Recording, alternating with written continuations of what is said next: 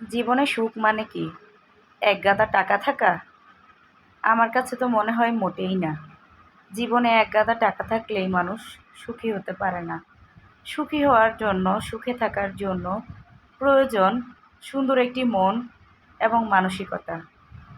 আর সুন্দরভাবে জীবনের প্রত্যেকটা মুহূর্তকে সন্তুষ্ট মনে গ্রহণ করে নেয়া। হ্যালো ভিউয়ার্স, আসসালামু আলাইকুম। অনেকদিন পরে আপনাদের সাথে একটি বড় ভিডিও শেয়ার করছি।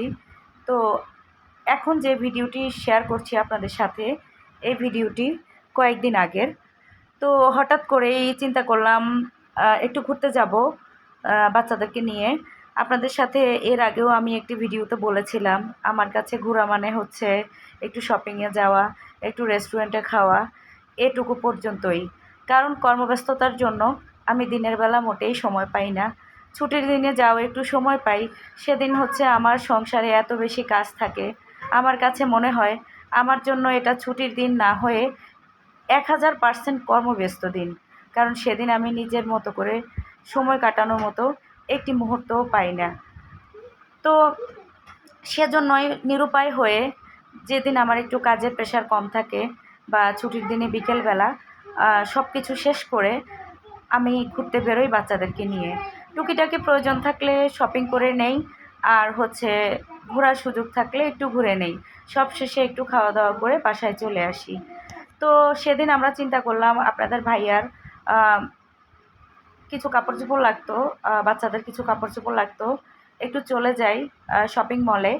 তো সেই চিন্তা থেকে আমাদের কুমিল্লার বাদুতলায় গিয়েছিলাম, কিউআর টাওয়ারে গিয়ে হচ্ছে প্রথমে বাচ্চাদের জন্য কেনার জন্য আমরা চলে গিয়েছিলাম একটা শপিং মলে।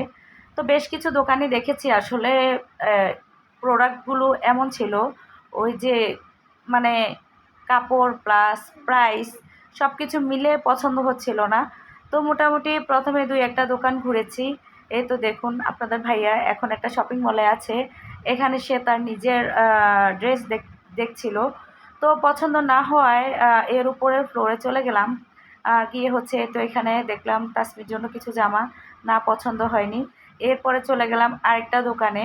তো সেখানে গিয়ে হচ্ছে আরাফের কিছু টি শার্ট দেখছিলাম, পরিয়ে দেখছিলাম। আসলে আমার বাচ্চাগুলো এত বেশি মোটা, যেটাই পরে ওদেরকে ভীষণ রোগাক্রান্ত লাগে।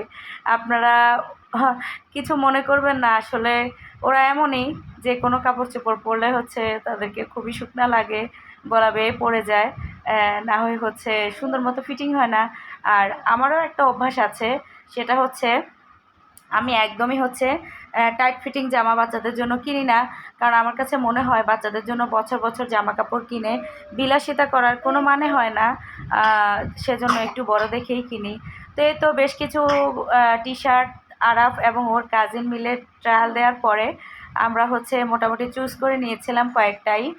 আর এরপরে হচ্ছে আমরা প্যান্ট নিয়েছি আরাফের জন্য, আরাফের কাজিনের জন্য।